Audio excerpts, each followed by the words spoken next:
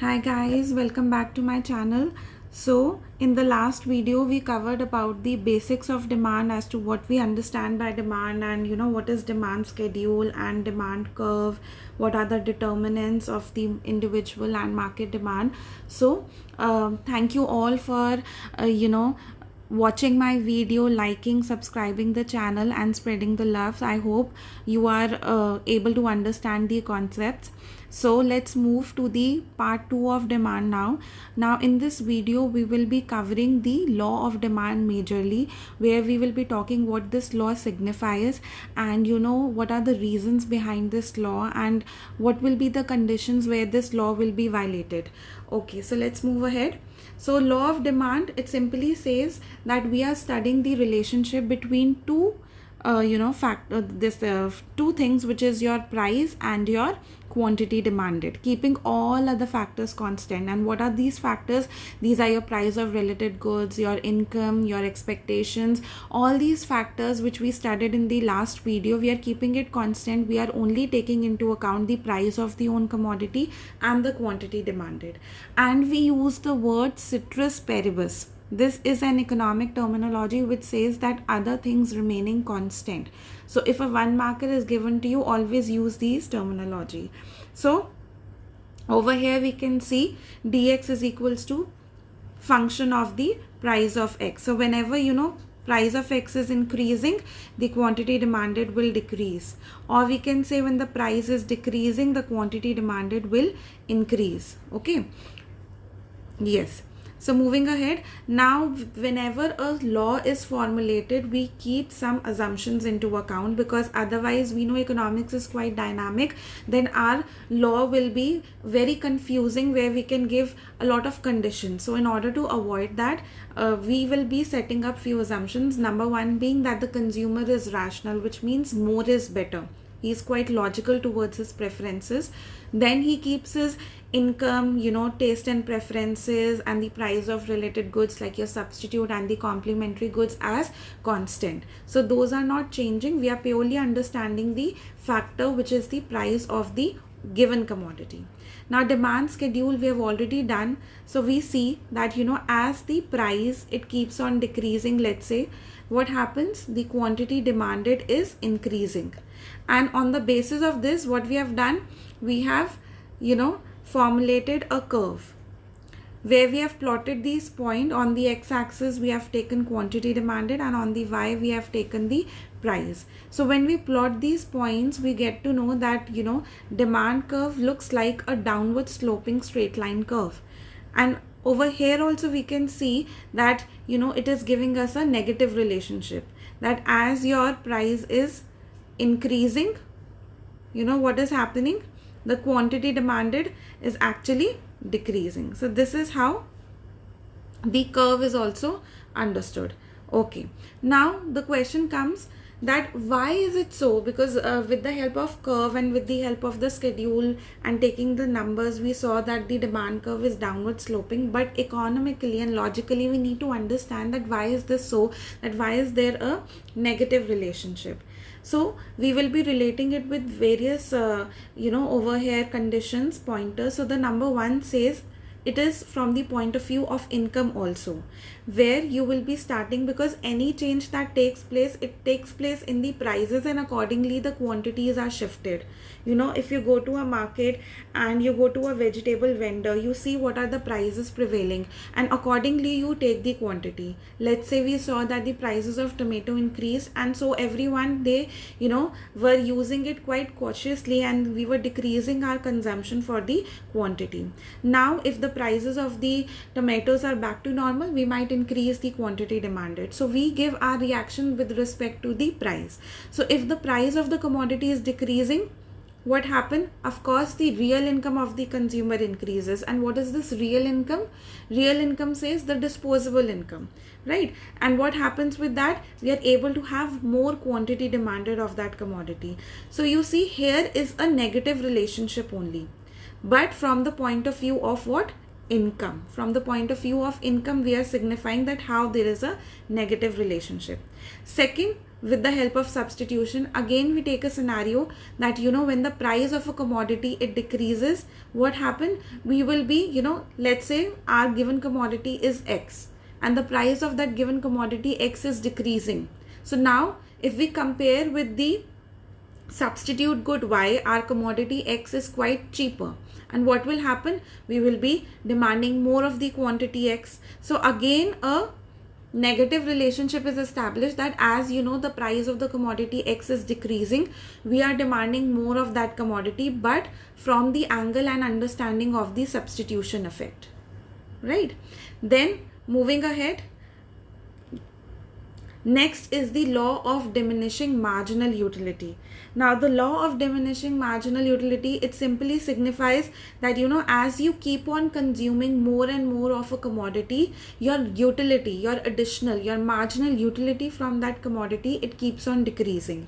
That is what the law of DMU signifies. Let's say you went to Pizza Hut and you had 8 to 9 slices. You had a lot of craving to have initial 2 slices, but as you kept on consuming more and more, your intensity to have another pizza slice, it got decreased. So what is it saying? That as you keep on consuming more and more of a commodity, then your additional utility from that commodity, it decreases. So whenever that happens, a consumer will be willing to pay a lesser price if they are getting more and more of a commodity. Why? Because their intensity, their marginal utility from that commodity is decreasing. So as you keep on consuming more of the quantity, ultimately your urge to have that quantity will be decreasing and you will not be willing to pay a higher price. You will always want to pay a lower price for it. Again, from the point of view of DMU, it signifies a negative relationship. Then of course, new consumers, if the price of a commodity is decreasing, then many buyers will join and have more of that product. They will like to try even if the product is new. Generally, we see in the markets or in the mall that there are testers of the new product, or they say you can try this product, or we are giving you a sample product. So whenever we see some kind of a offer is there, or some price is decreased for a particular product, more buyers are there willing, and they can purchase that particular commodity as well. And so what happens? The quantity demanded again increases. So again, we are signifying a negative relationship between the price and the quantity demanded, but from the angle of the consumers, right? Now another point that we have is different uses. Let's say we took an example of milk earlier also. So we'll take the same example to understand the concept with more clarity. So if we say that the price of the milk decreases, and we know that milk has a lot of uses. We can use it to make paneer, to make ghee, to make butter. So a lot of uses are there for milk, to make curd, right? So if that price of a particular product, milk, let's say it got decreased, then what will happen? We can put it into multiple uses, and accordingly we will be demanding more quantity of it. And simultaneously, if vice versa happen, we will be restricting our quantity demanded, right? So again, a negative relationship is established, but from the point of view of the different uses. Now see, law of demand is not a universal law. That is it is not applicable anywhere and everywhere. So definitely this law do has some exceptions also. Now we will be understanding that what are the situation where the negative relationship between the price and the quantity demanded does not hold true, right? So let's move ahead. Now this given goods is very, very, very important, right? So when we were doing the last video, we understood that what are given goods, what are the inferior goods, and what are the normal goods. So given good is basically a special category of your inferior good only, where it signifies that it has a negative income effect, right? Negative income effect says that if the price of a particular commodity decreases, we are in willingness to have that commodity will also decrease. And if our income is increasing, we will not want to have more of that commodity. We would like to shift our consumption to some different commodity, right? So over here, see, it simply signifies what I just stated you. It has a negative income effect, and whenever the price is falling, the demand will also fall, because you will say that, now I would, since the price is less, I would like to have more of the other commodity. I would not like to go for this inferior or giffen good commodity only, right? Like you have a lot of this thing, jar, bajra, all these, and there is no signified version of giffen goods. For it only depends upon your income level. If a particular individual's income is quite low, so then a lot of good can be considered as a giffen good. But if your income level is quite high, so whatever the giffen good is, what you are considering might be different from another individual. So it entirely depends on your income level. So giffen goods is one case where the negative relationship between the price and the quantity demanded does not hold true. Why? Because of the negative income effect. What does negative income effect signifies? It simply says that as your income it increases, you do not wish to buy more of the giffen goods. You would like to shift to a better quality. So you will consume less of your giffen goods.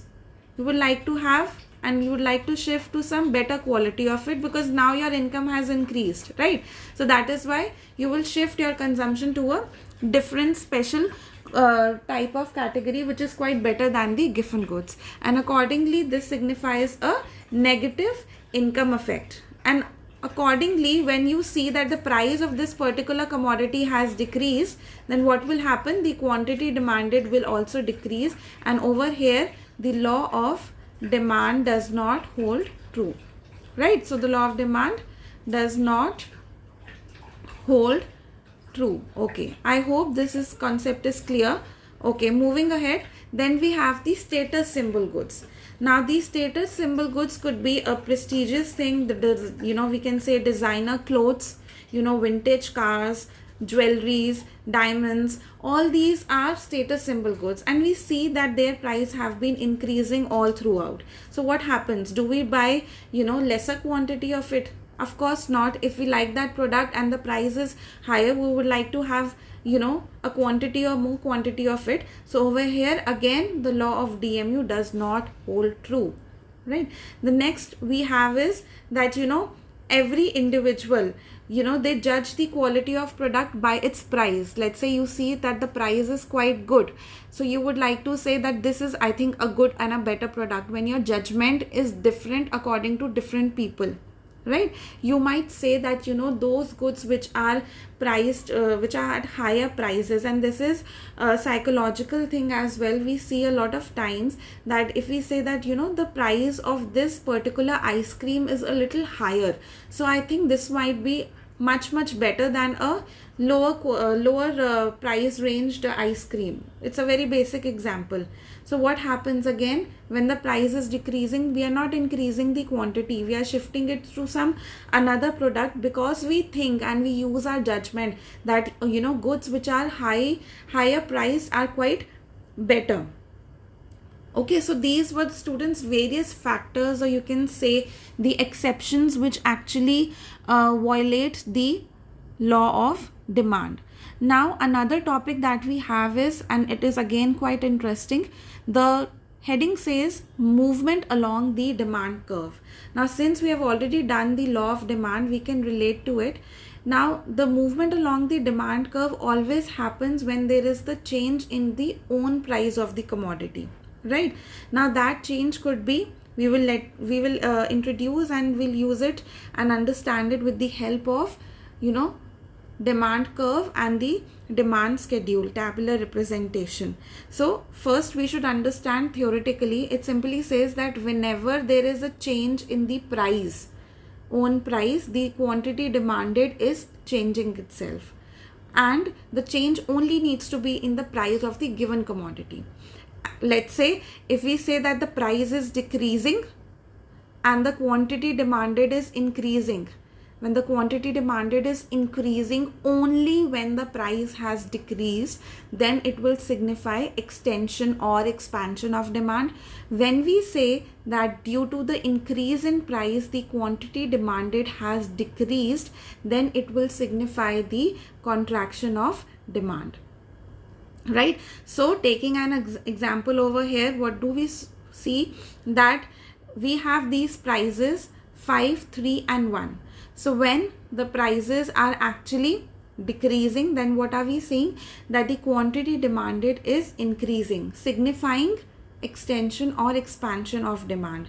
So we see, if let's say we were initially at point A where OP was the price and OQ was the quantity. Now when the price has decreased, when this price has decreased, we are increasing the quantity. So we shifted from Q to Q1. So when we are moving from point A to point B, this is known as extension or the expansion of demand. Now let us understand the contraction of demand. So when the price is increasing, what is happening to the quantity demanded? It is decreasing.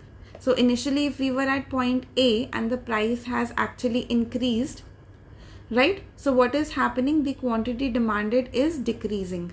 So we are shifting from OQ to OQ2 and we are coming to a point C, and this signifies, when we are moving from point A to point C, this actually signifies contraction of demand. So this is the movement along the demand curve where we are, revolving around the same demand curve over here only.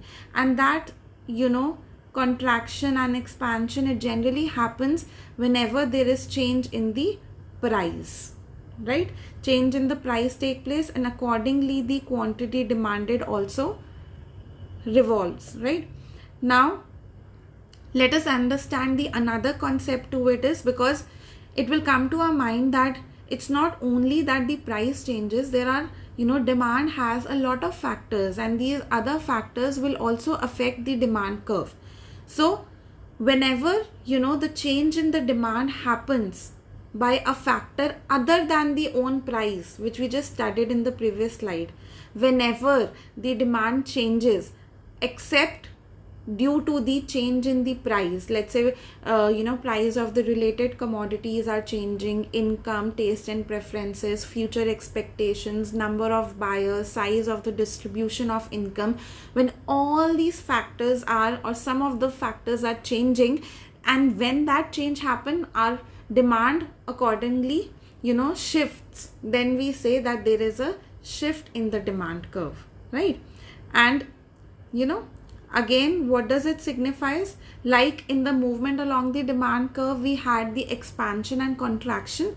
So in economics, we need to be very, very particular about the terminology. So over here, we signify the increase in demand and the decrease in demand.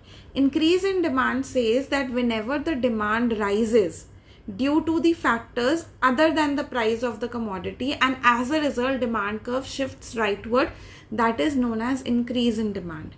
And decrease in demand says that whenever the demand falls due to the factors other than the price of the commodity, the demand curve shifts leftwards. Now taking the same example over here, right? So what do we see? Now over here, intentionally we have set the price of the given commodity as 5, and we are saying that, you see, there is no change in the price of the commodity, but still the quantity demanded is increasing, right? And that could be because of any of the factors, maybe the price of the substitute goods is increasing, or let's say the income of the consumer is increasing, so we are demanding more of the quantity of any factor, but see, the price of the given commodity is not changing. So when that when that demand increases, what happens? Our increase in demand would take place over here. So we took the same price, let's say this P is equals to 5, and at the same price, when the demand curve shifts rightward from DD to D1, D1, then what happens? The quantity demanded also shifts and increases from OQ to OQ1. So over here we see that this reflects the increase in demand. And similarly for the case of the decrease in demand also, when the prices are set as constant and the quantity demanded is actually decreasing, right? Then what happens? There is a leftward shift in the demand curve from DD to D2 D2, and accordingly the the demand is shifting from OQ to OQ2, and the price is the same.